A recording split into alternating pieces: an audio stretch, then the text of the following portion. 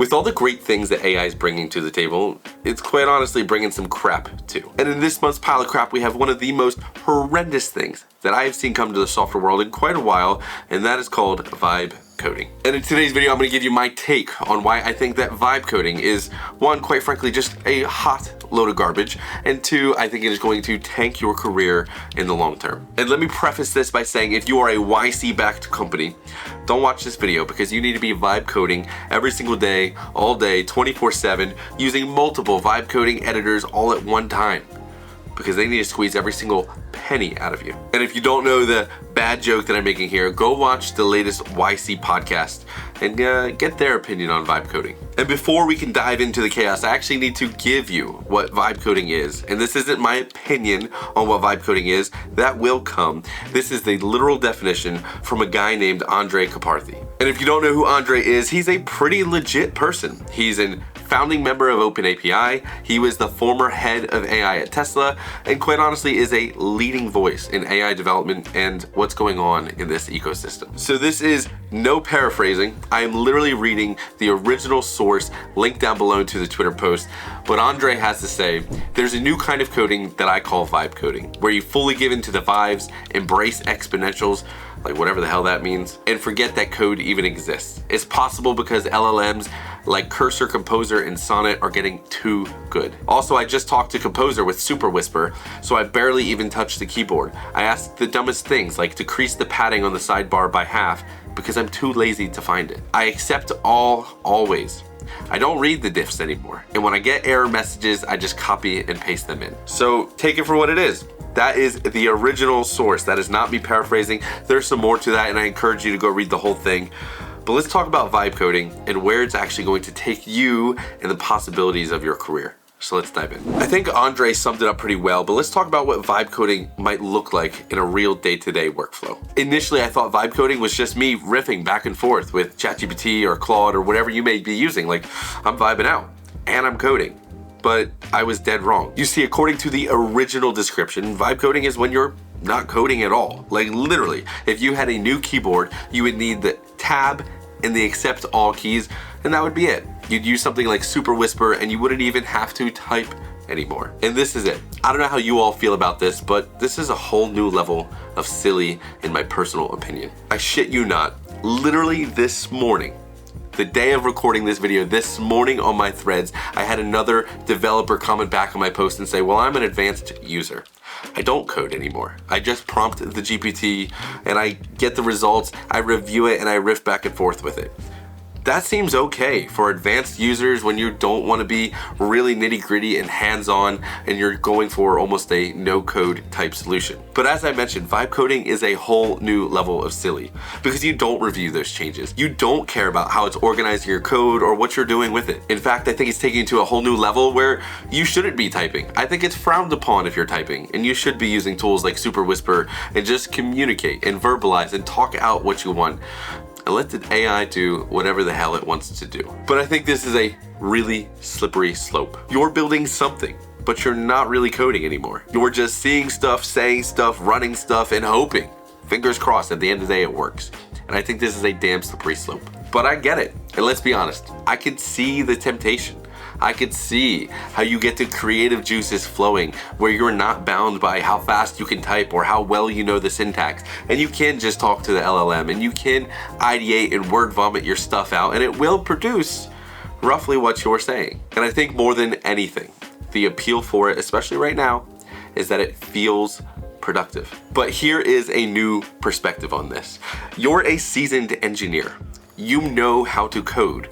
Vibe coding is like using training wheels on a bicycle when you already know how to ride a bicycle. All you have to do now is pedal. You don't have to care about steering or balancing or where the hell you're going. You are just pedaling in a simple Forrest Gump style, just keep on running. And look, I think because of all this, you just don't have to try as hard anymore. It used to be a very challenging, prestigious effort where you learned a lot. You don't have to try anymore. And I think some of the appeal here is that folks in the community are saying, well, I can crank out an MVP so fast. I could go on that weekend project with minimal effort and make something that's tangible.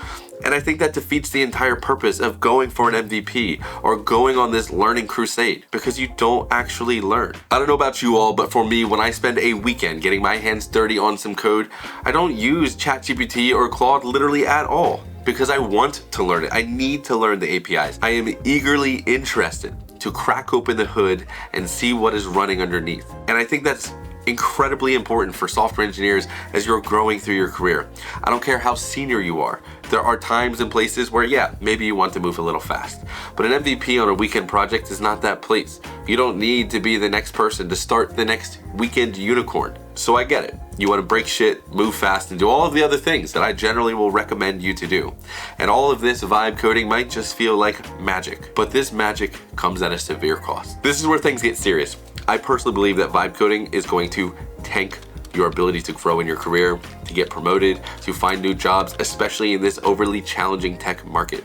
I think it is going to be a dismal failure if you really tune into this and think it is going to be the next best thing. I think first and foremost, your technical skills will atrophy. You're going to become a lamer and dumber and worse developer. And I'm not just talking about how well you know the syntax. I don't care. What I'm talking about is your ability to solve problems, because I think if the LLM is always solving your problems and always going to be how you figure something out, I think you're in a world of hurt if you continue down that path, because you will lose the ability to solve these complex problems and engineer your way to a solution. The next big problem I see here is because you're not engineering the solution and you're not hitting the failures, everything looks good. You see, working with ChatGPT or Claude is that king or queen of looks good to me, rubber stamp it, works on my machine garbage that does not help you grow in your career. And if you don't believe me, ask ChatGPT to solve some problem that you're working right now. And then say, oh, well, what do you think about this other solution that's maybe just tangentially related? I guarantee you'll be met, wow, that sounds wonderful, I love that idea, and it tries to interweave the two. You see, everything is. I love that idea. That's an excellent solution. You're doing great. And it is giving you the pats on the butt that you think you need, when really you just need to be kicked down into the dirt and figure out how to get your way out. And I'm of the personal opinion that if you continue down this path, you will make yourself replaceable. Not irreplaceable, you will be replaceable, because how are you any better than the next engineer who can also prompt ChatGPT? So you're taking your resume from I can build and promote and deploy robust solutions to now I can work with LLMs. So stop vibe coding. It is not the new fad. It is not the way to get there faster. Maybe if you want to do some kind of front end, like I just want to see what this looks like, stick to V0. It's pretty darn good. It obviously uses ShadCN under the hood, which is fine, because if you're truly in just, I want to flesh out this idea, I want to click the buttons and see what the user experience is like, go ahead, use V0. You don't have to use their component libraries at the end of the day. You don't have to copy and paste any of their code or use it as a starting template, but you can use it to iterate fast and to understand where some of the user complexities are coming from. But stop vibe coding entirely. It's the dumbest thing I've ever heard. I think it is going to tank your career. Maybe this is a hot take. And if you have some opinions on this, drop a comment down below, because I'd love to hear them. And full transparency, I might argue back with you in the comments, because I think that is where the healthy discussion for all of us engineers is actually happening. It's on threads, it's in the comments, it's not on Reddit anymore, it's not on X anymore. It's having fun, breaking shit, having strong opinions on things, and just having discussions. So if you think that you're going to vibe code your way into the next promotion, let me know. I genuinely am interested here, and with that, I will see you all next week.